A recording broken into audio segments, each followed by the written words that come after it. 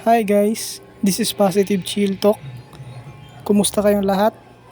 For today's video, pag-uusapan natin yung napakahalagang rebulto. Yung rebulto na aking hawak, ang Santo Niño.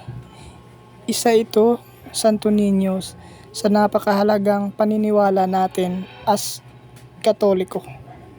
Pero ito din yung sinasabi sa ating paniniwalang pagano dahil naniniwala tayo sa gawa lang ng kamay o inukit lamang ng kamay. So, may nagsabi din na bawal itong paniniwala na ito dahil nakasulat ito sa Biblia na bawal sambahin yung anumang inukit ng kamay o gawa ng tao lamang. Pero ano nga ba yung totoo guys sa paniniwala natin? Kasi kung wala tayong sasambahing bagay para magrepresenta ng Panginoon, para din tayong nagdarasal na parang tanga lang. Kasi nga wala tayong napipigure out na nakikinig sa atin. Totoo nga ba to guys, no?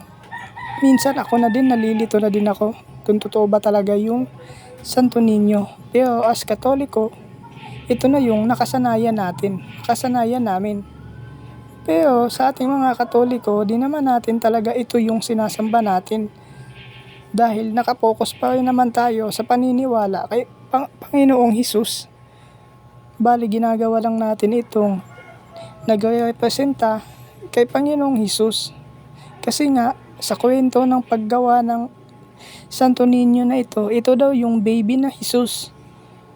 So, ano nga bang totoo guys? Nakakalito na kasi totoo nga namang nagsabi din yung Biblia na bawal sambahin yung mga inukit ng kamay. Kaya nga naman nakakalito talaga kung ano na yung totoo.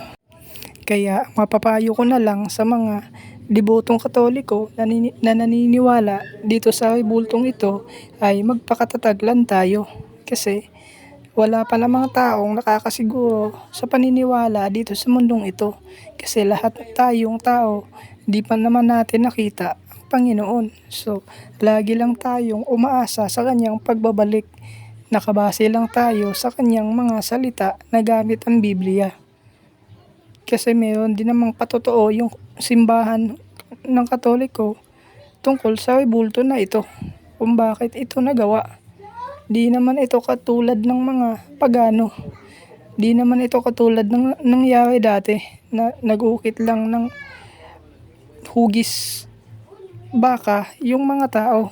At yun ang kinasusuklaman ng Panginoon na bumuo sila ng kanilang sariling Panginoon.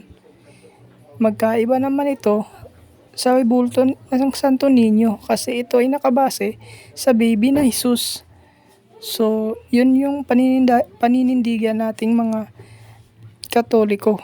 Kaya naman, magpakatatag na tayo sa ating paniniwala. Kahit sirain pa man tayo ng iba't ibang sekta ay huwag tayong patitinag kasi di rin naman sila nakakasiguro sa kanilang paniniwala na yung paniniwala sa kanila ay yun ang magsasalba sa kanila. Kasi wala pa namang taong nakakakita ng Panginoon. Lagi lang naman tayong nag-aabang sa kanyang pagbabalik.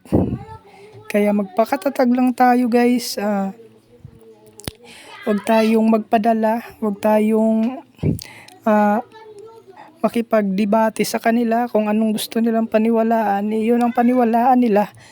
Tahimik na lang tayo kasi mas mabuti nang nagpapakumbaba tayo sa ating kapwa-tao. Kasi yan naman ang ugali na dapat ipakita kung isa ka talagang tagasunod ng Panginoong Hesus. Dapat maging mabuti ka at mabait ka sa iyong kapwa. Hindi mo dapat sila lamangan, lalong-lalo na hindi mo dapat sila husgahan. Lalo na tao lang naman tayo kagaya nila, may kanya-kanya tayong paniniwala, opinion at pagsasaliksik kung nasa na nga ba yung katotohanan. Kaya hanggang dito lang tong video na to guys. Sa mga Kristiyano, pakatatag lang tayo. That's all.